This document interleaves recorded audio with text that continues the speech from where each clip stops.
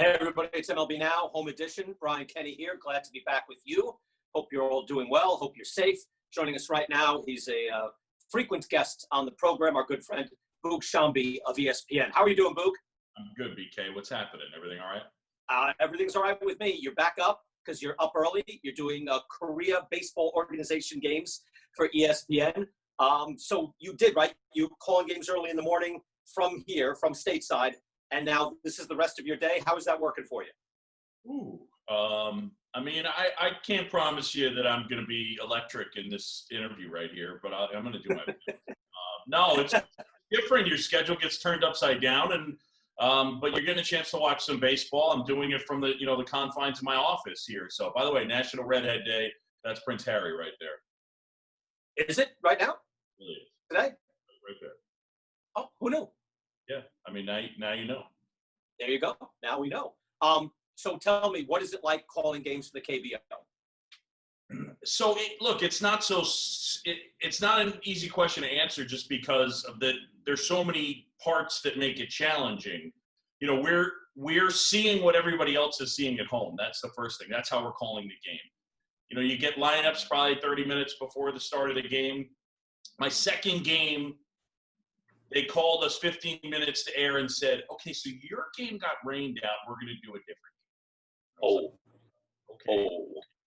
Yeah. The two teams that we had the day before, so it wasn't as bad because that thankfully was the only choice. But so there's that. And then, I don't speak Korean. I don't read Korean. If you put the names in English at this point, I've gotten a lot of help from June Lee, who's a great writer for ESPN.com.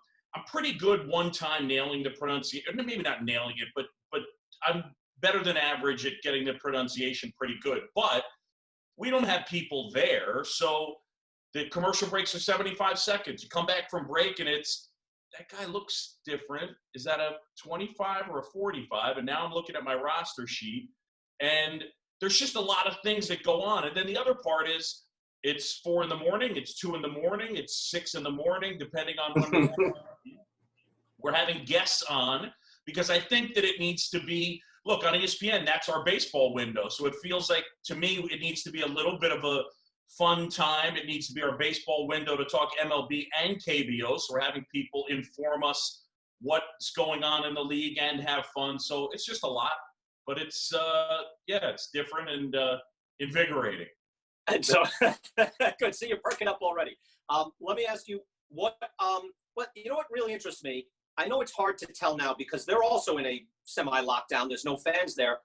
But are there cultural differences that you can pick up with Korean baseball that maybe we should be aware of? You know how, like, different cultures, there's bat flipping, there's no bat flipping. You can do this, you can't do that. What have you noticed, Boog?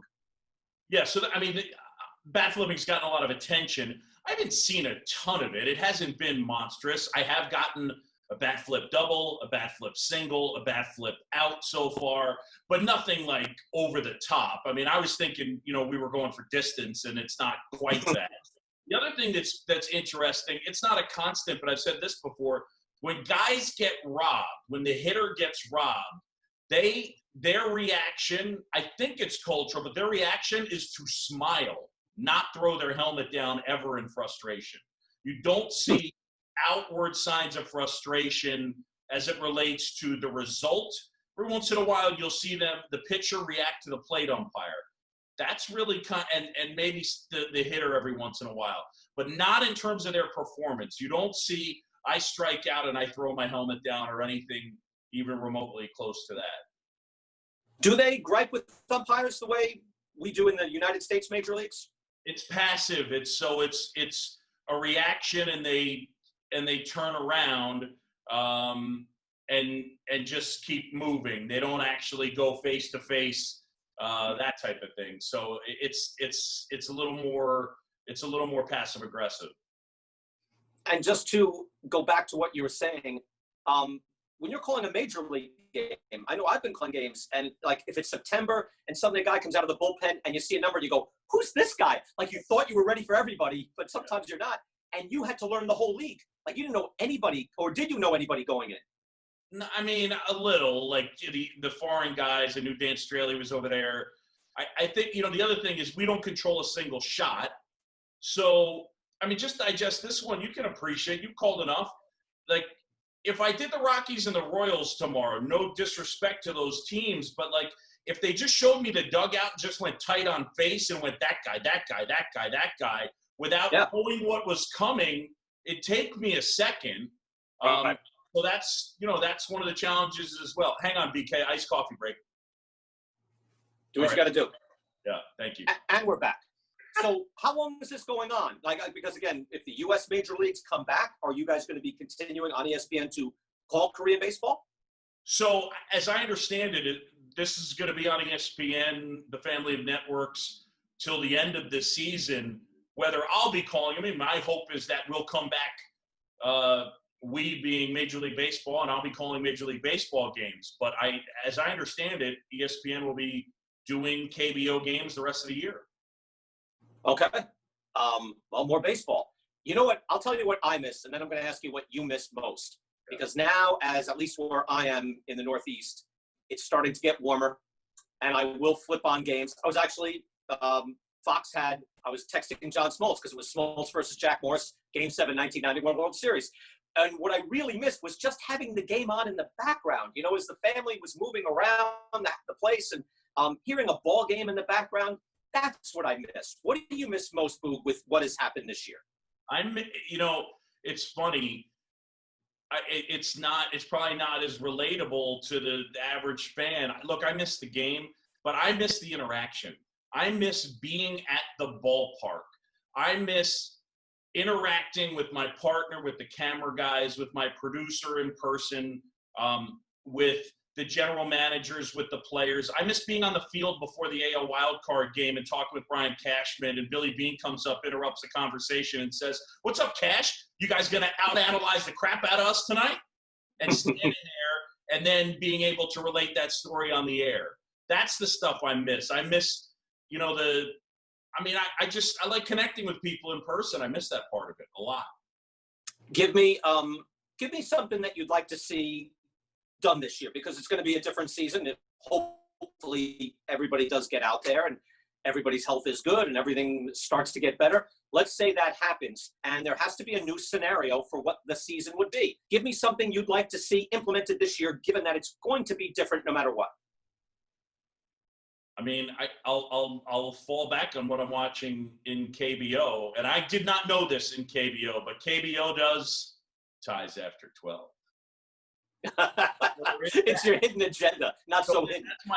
That makes sense now, right? You think you asked to have me on. This was actually just a giant plot for me to get ties after 12 in the air. Look, I'll tell you this. I would be interested if let's say they don't even get to 82. Let's say it's 70. I would be down for them to go 20 to 30 teams in some type of like a knockout tournament for the whole shooting match, just to be different, because I think it would be great viewing. Yeah, absolutely. Now, you don't mean ties, right? I'm sorry, I've forgotten all the details of what you're after here. You could put a guy on second base, WBC style, right? You want a tie. You're saying if they're tied after 12, it's a tie. Yeah, there were 7 ties in the league last year. They play 144 games. 7. It'll be fine. Ties will be fine. We don't need to be playing 16 in the middle of July. It's dumb. Okay, I can give you that, but put a guy on second. Put guys, load the bases. Ties are terrible. Ties will look terrible. We'll be fine. I guess it's like everybody going, "Oh my gosh, what will happen if we play 70 games? Is that team the world champion?" Yeah, they're getting the trophy. I'm not trying to hit 400 this year. Somebody says, "Who's the last?" But it's not fair, right? Who is it? Right. Yeah, it's Mike Trout. It'll be fine. That's what happened. Right. They'll be fine. Right. It'll be okay. I mean, can you in the early 70s they decided we're not going to let one of the position players hit. We're going to have a different guy hit, and we're all here. We're all alive now. We'll be okay with ties after 12. It'll be fine. And I'll give you that. Not preferable, but yeah. At this point, I'll take it. Boog, we'll let you, now that you're wide awake, no nap time, so stay up, have fun, keep calling the games, and enjoy yourself. Good talking to you again, Boog. Take care. BK, miss seeing you guys. Thank you so much for having me on.